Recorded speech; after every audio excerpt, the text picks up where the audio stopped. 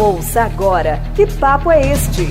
Opinião e análise da professora Ana Lúcia, coordenadora da Auditoria Cidadã da Dívida Pública, Seção Goiás.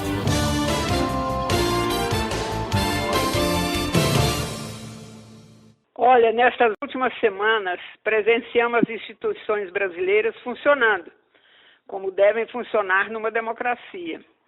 O núcleo central, que tentou um golpe de Estado civil-militar, está preso. Dentre eles, Jair Bolsonaro, ex-presidente da República. É lógico que logo vão procurar ter privilégios, tipo cumprir as penas em prisão domiciliar, pois se julgam melhores e superiores aos demais brasileiros. Inclusive, estão inventando doenças e isto e aquilo, né, para conseguir essa benesse. Também foram desencadeadas operações que atingiram organizações do crime organizado. Quando eu dava palestras cujo tema fossem drogas e crime organizado, sempre falei que uma hora se chegaria ao coração do crime, que não estava nas favelas e morros, mas nas mansões e condomínios fechados. Eu me lembro que publiquei um artigo chamado O Avesso do Avesso, em que apontava os equívocos do filme Tropa de Elite 1, em 2007, que situava o crime organizado somente nos morros. Agora, finalmente, se chegou ao coração do crime organizado.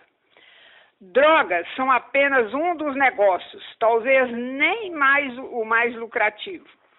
O crime organizado envolve negócios de bilhões relacionados a combustíveis, como revelado pelas operações Carbono Oculto e Poço de Lobato, manipulação de investimentos bancários, como revelou a operação do Banco Master.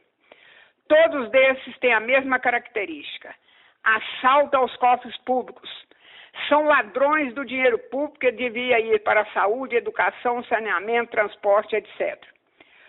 O dinheiro obtido na produção e comercialização de drogas e de armas são investidos em atividade de transporte urbano, em postos de gasolina, em investimentos bancários, as famosas fintechs, que são verdadeiras pirâmides, tornando quase impossível localizar quem são os verdadeiros donos da grana investida. E funciona como lavagem de dinheiro, é claro, né? Então, uma articulação bem feita entre as empresas e o sistema financeiro. Os negócios do PCC e do Comando Vermelho se cruzam com esses negócios da classe dominante brasileira, pois setores da classe trabalhadora descobriram forma de participar dos lucros dessas engrenagens dos ricaços. Mas as ações brutais de morte só ocorrem nos morros, favelas e periferias do Brasil. É mais uma estratégia de criminalizar os pobres e pretos que habitam esses espaços. Vamos a alguns dados das empresas dos ladrões milionários com dinheiro público. O Banco Master começou a operar em 2021 e em 5 anos se tornou uma potência, pagando mais que os demais bancos aos seus investidores e conseguindo que governos estaduais e prefeituras aplicassem o dinheiro da Previdência de seus funcionários.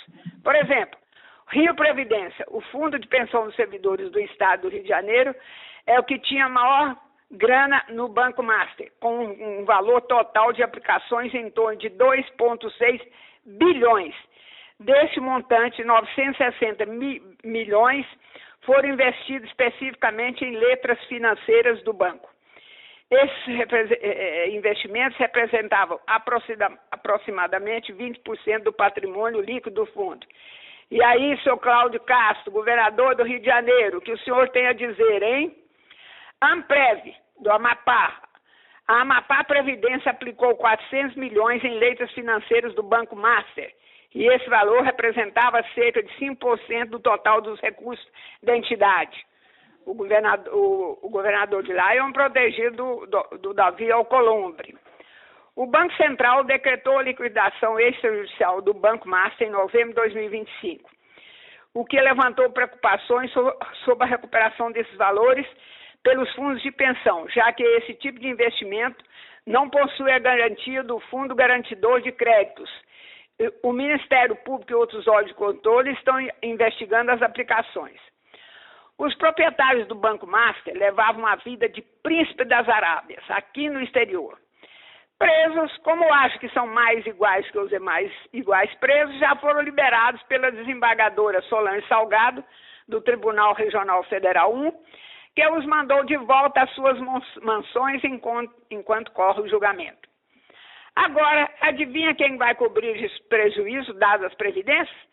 Eu, você e toda a classe trabalhadora, pois vão pedir que o governo federal salve os estados e municípios deste prejuízo, pois estaria salvando a classe trabalhadora aposentada. No dia 27 de novembro, quinta-feira, a Receita Federal, em conjunto com órgãos parceiros, deflagrou a Operação Poço de Lobato para combater um sofisticado esquema de sonegação fiscal e lavagem de dinheiro no setor de combustíveis. A ladruagem está espalhada por 5 estados: São Paulo, Rio de Janeiro, Minas Gerais, Distrito Federal e Bahia. E foram cumpridos 126 mandatos de busca e apreensão contra pessoas físicas e jurídicas. A operação atingiu principalmente Ricardo Magro, dono da Refit, e alvo de uma mega operação por sonegação de impostos no setor de combustíveis. Ele é conhecido por suas dívidas bilionárias com o Estado e a União, somando 26 bilhões, é o principal devedor contumaz. Segundo a Procuradoria-Geral da Fazenda Nacional, o devedor contumaz é a pessoa ou empresa que transforma a sonegação de impostos em uma estratégia planejada e recorrente de negócios, tendo vantagem competitiva e indevida. Ricardo Magro comanda a roubalheira morando nos Estados Unidos. Aí a gente pergunta, como essas roubalheiras chegaram tão longe? Cada um desses setores contou com a ajuda e ação do governo Bolsonaro, que modificou leis, criando entraves para as investigações. Também contou e conta com a proteção de políticos. Todos eles têm fortes laços com senadores, deputados, governadores, prefeitos, etc. O Ricardo Magro, inclusive, ofereceu um super jantar nos Estados Unidos a alguns políticos, dentre eles Hugo Mota, presidente da Câmara, que teve uma ajuda de R$15 mil dos cofres públicos para ir ao jantar e foi no avião da Força Aérea Brasileira. E eu fiquei curiosa, se Ricardo Magro, assaltando dinheiro público no Brasil e mora nos Estados Unidos, é o maior devedor contumaz, quem são os outros, hein? Assaltantes contumazes, chamados de devedores contumazes. Olha que nome bonitinho que arranjaram para ladrão. E por que Hugo Mota engavetou o projeto do governo que cria os mecanismos para fazer esses assaltantes do dinheiro público pagar impostos? Como temos explicado em nossos programas, a classe dominante brasileira se enriquece de várias formas, né? Por exemplo, acabando com as leis trabalhistas que defendem a classe trabalhadora, pagando salários miseráveis, sonegando impostos, pagando quase zero de imposto de renda, buscando privilégios que diminuem os impostos que tem que pagar, manipulando para que se mantenha a taxa de juros em 15% a maior do mundo, montando sofisticados meios de roubar dinheiro público, criando leis que criminalizam os pobres, principalmente pretos e pretas. Esses são alguns mecanismos, mas se investigar tem muitos outros. E ainda conseguem ser eleitos para, por exemplo, Bolsonaro para presidente da República, e Bolsonaro é a síntese da classe dominante brasileira. Autoritário, racista, machista, misógino, arrogante, mentiroso, conivente participando desse tipo de crime organizado e que agora vem a público pela ação do atual governo comandado pelo PT. 2026 vem aí. Vamos refletir e contribuir para a classe trabalhadora despassar a maioria dos a maioria dos atuais governadores, deputados federais e estaduais que patrocinam e são coniventes com esses crimes aqui relatados.